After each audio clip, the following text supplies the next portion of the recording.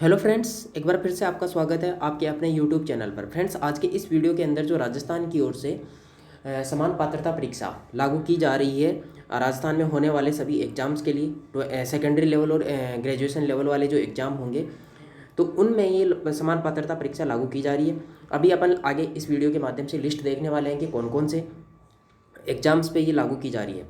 लेकिन इस वीडियो के माध्यम से अपन कंप्लीट समान पात्रता परीक्षा की जितने भी कन्फ्यूजन्स है, जितने भी पॉइंट्स है, जिन पे आपको डाउट है, वो कंप्लीट इस वीडियो के माध्यम से अपन देखने वाले हैं कि सीईटी का जो एग्ज़ाम होगा उसकी वैलिडिटी कितने टाइम तक होगी, उसमें कितने नंबर ऑफ अटेम्प्ट्स, कितने बार अपन सीईटी दे सकते हैं, और सीईटी का सिलेबस क्या होगा, सीईटी में जो एलिजिबिलिटी रखी गई है वह क्या रखी जाएगी, और वैकेंसी उसमें कौन कौन सी इंक्लूड की जाएगी, कौन कौन सी भर्तियां उसमें शामिल की जाएगी, और सीईटी को कंडक्ट कौन कराएगा, और ये डिफरेंट डिफरेंट लेवल के लिए किस प्रकार आयोजित होगा, कि सेकेंडरी लेवल और ग्रेजुएशन लेवल के लिए अलग अलग होगा या एक ही होगा।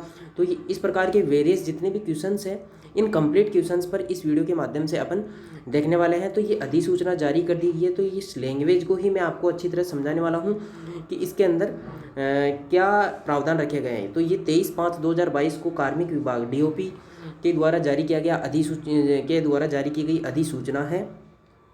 अब इसमें आप ये देख सकते हैं कि साधारण भाग 1 के अंदर ये नियम वगैरह इसमें बताए गए हैं कि बोर्ड के नाम से कौन जाना चाहेगा, परिभाषाएं दी गई है, सीईटी को शॉर्ट में समझा जाएगा, कॉमन पात्रता परीक्षा को, और सीधी भर्ती के नाम से कोई भी भर्ती को इस प्रकार से समझा जाएगा।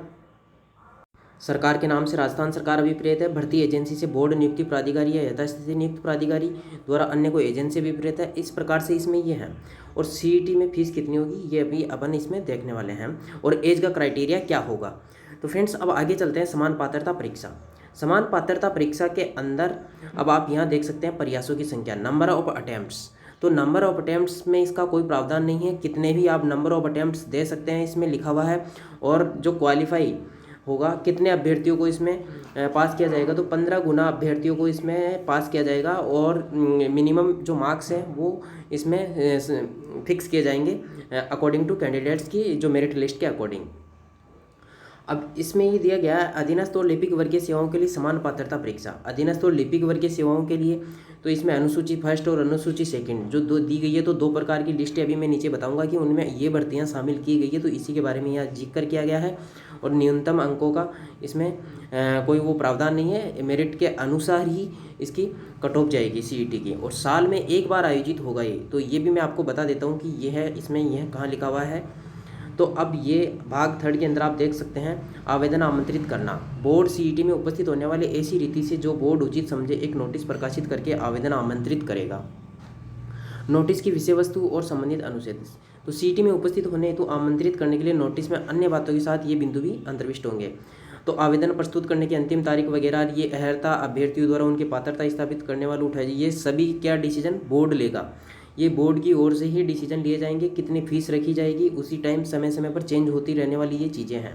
तो फीस के बारे में भी उन्होंने यही बताया है कि उस बोर्ड के द्वारा नियत की जाएगी, और ऐसी रीति से जो उसके द्वारा उपदेशित की जाए संदाय करेगा।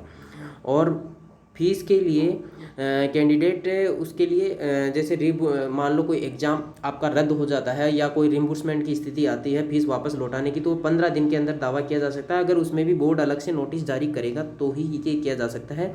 इसमें पॉइंट नंबर 2 में ये दी हुई है ये चीज़। और मार्गदर्शन के लिए पाठ्य विवरण सहित ऐसे अनुदेश जारी करेगा ये बोर्ड। तो फ्रेंड्स, आवेदन का प्रारूप वगैरह सब बोर्ड अपने हिसाब से डिसाइड करेगा, और बोर्ड अपनी साइट पर ये प्रकाशित करेगा। समान पात्रता परीक्षा में प्रवेश, तो ये आवेदन के थ्रू प्रवेश होगा। और इसके अंदर आप देख सकते हैं कि जो भी शर्तें हैं एग्ज़ाम की वह सभी कंप्लीट बोर्ड पे छोड़ दी गई है कि बोर्ड ही इस पर अंतिम निर्णय लेगा। शैक्षिक अर्हता और आयु आदि, स्नातक स्तर की सीईटी में उपस्थित होने के लिए शैक्षिक अर्हताएं स्नातक होगी। सीनियर सेकेंडरी स्तर के में उपस्थित होने के लिए शैक्षिक अर्हताएं सीनियर सेकेंडरी होगी। तो दोनों के लिए सीईटी अलग अलग आयोजित होगा। जो सेकेंडरी लेवल है उसके लिए सीईटी अलग आयोजित होगा, स्नातक स्तर के लिए सीईटी है वो अलग आयोजित होगा। तो इस प्रकार से साल में एक बार सीईटी आयोजित होगा, और दोनों एग्जाम्स के लिए अलग अलग सीईटी आयोजित होगा। और सीईटी का स्कोर है वो 1 साल के लिए वैलिड होगा। और अगर उसके बाद आपका एग्ज़ाम का जो रिजल्ट है, रिजल्ट से 1 साल तक वैलिड होगा। और अगर उसके दौरान बीच में कोई अगर सीईटी लगता है तो जिस भी सीईटी में आपका स्कोर मैक्सिमम होगा वहीं स्कोर आपका मान्य होगा। तो फ्रेंड्स ये पॉइंट इसके अंदर आपके दिए हुए हैं। अब समान पात्रता परीक्षा में स्कीम और पाठ्यक्रम क्या है, तो स्कीम और पाठ्यक्रम है लिखित परीक्षा की स्कीम और पाठ्यक्रम विवरण ऐसा होगा जो बोर्ड समय समय पर चेंज करते हुए विनिर्दिष्ट करेगा कि उसको चेंज कर सकता है और बोर्ड अपने हिसाब से अपने स्पेशल मेंबर के अकॉर्डिंग उसका कमेटी के अकॉर्डिंग डिसीजन ले सकते हैं कि इसका सिलेबस क्या रखा जाएगा किसी भी वैकेंसी का। बोर्ड स्नातक स्तर और सीनियर सेकेंडरी स्तर के अभ्यर्थियों के लिए अलग अलग CET संचालित करेगा। तो इस प्रकार ये इसमें दिया हुआ है। और शंकाओं का निराकरण, शंकाओं के निराकरण में यदि इन नियमों और निर्वचन के बारे में कोई शंका उत्पन्न हो तो मामला सरकार के कार्मिक विभाग को निर्दिष्ट किया जाएगा, जिसका उस पर विनिश्चय अंतिम होगा।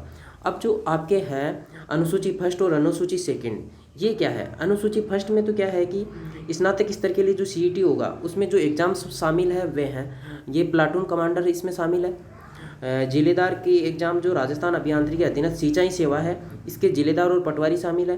राजस्थान अधीनस्थ लेखा सेवा में कनिष्ठ लेखाकार, जूनियर अकाउंटेंट और राजस्व लेखा में TRA तहसील राजस्व लेखाकार।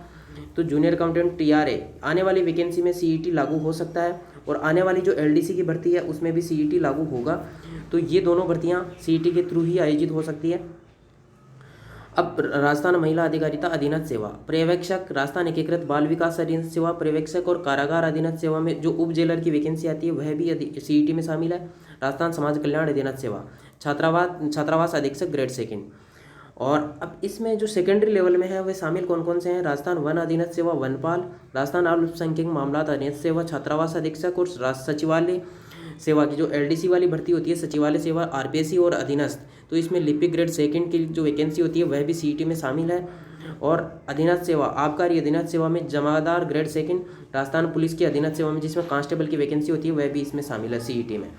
तो इस प्रकार से CET में ये शामिल है। CET के अंदर क्या शामिल नहीं किया गया, आपने गौर से देखा होगा कि जो पंचायती राज की वैकेंसी है, जो ये पटवारी की वैकेंसी पंचायती राज जारी करता है और VDO ये पंचायती राज, और इसके अलावा ये दोनों वैकेंसी पंचायती राज में ही जो LDC की वैकेंसी होती है ये पंचायती राज की जो वैकेंसी है वो CET में शामिल नहीं की गई है, इनका अलग से ही एग्जाम लिया जाएगा।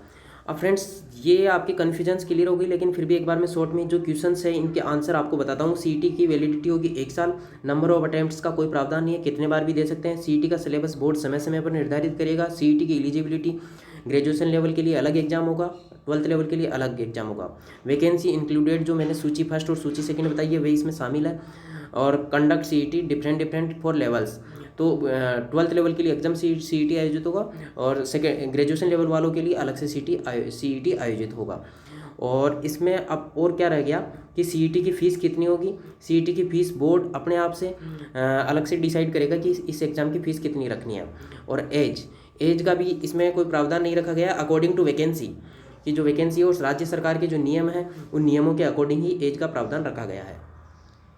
तो फ्रेंड्स इस प्रकार से आपने देखा कि इसमें ये टोटल इस प्रकार के जो कन्फ्यूजन है। और इसके अलावा भी आप यहाँ देख सकते हैं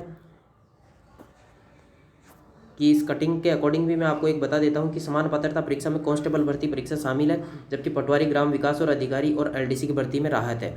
तो सीनियर सेकेंडरी जो इसमें जो मैंने अभी बताया है वही पूरा इसमें कंप्लीट पूरा बताया गया है कि कौन कौन से एग्जाम इसमें शामिल है, कई बार दे सकेंगे परीक्षा। तो फ्रेंड्स कैसा लगा आपको वीडियो? ये था मेरा CET को समझाने का पूरा प्रयास कि इसके माध्यम से कि आप CET को समझ सके, समान पात्रता परीक्षा को कि इसमें क्या होगा, किस प्रकार से एग्जाम होगा, कितने बार दे सकते हैं, वेरियस टाइप के क्वेश्चंस। तो वीडियो अच्छा लगे तो आप इस चैनल को सब्सक्राइब जरूर कर ले ताकि आपको आने वाले वीडियोज़ भी प्राप्त हो सके। ओके फ्रेंड्स, धन्यवाद।